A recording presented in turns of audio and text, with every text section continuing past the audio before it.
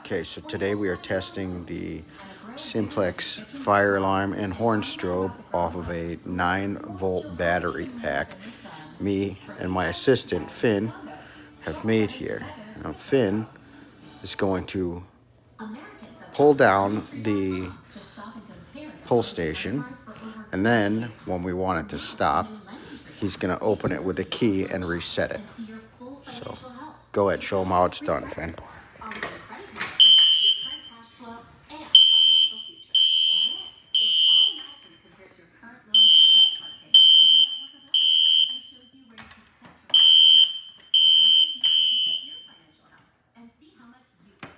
Okay, so you see, like, when you hit the reset button, it holds it. So now we're just gonna close the cover, and it will reset. And then what do I do? And that's it. That's resetting the system right there. Yeah. Fire alarm 101. Bad.